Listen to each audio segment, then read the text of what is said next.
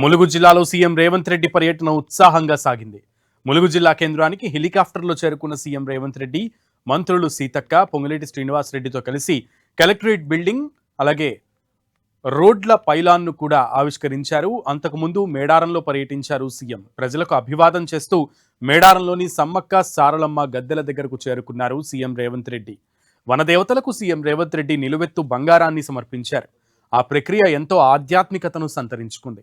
Sammakka Saralamma గద్దెలను CM Revanth Reddy దర్శించుకుని ప్రత్యేక మొక్కులు చెల్లించుకున్నారు. అనంతరం అక్కడే ఒంటరి మహిళలు, వితంతువులతో పాటు దివ్యాంగులకు పెన్షన్ల పంపిణీ చేశారు సీఎం రేవంత్ రెడ్డి. దివ్యాంగురాలైన చిన్నారని సీఎం రేవంత్ రెడ్డి ఆప్యాయంగా పలకరించారు. ఈ దృశ్యం రేవంత్ రెడ్డి సున్నితమైన మనస్తత్వం, పిల్లల పట్ల ఆయనకున్న అమితమైన ప్రేమను చాటింది.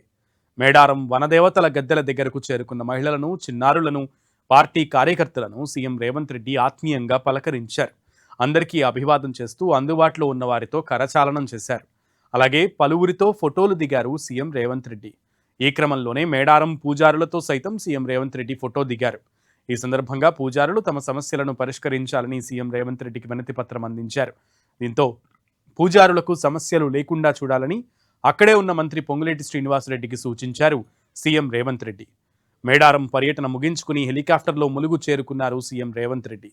అక్కడ పంచాయతీరాజ్ శాఖ పైలాన్ ఆవిష్కరణతో పాటు నూతన కలెక్టరేట్ ప్రారంభోత్సవం చేశారు.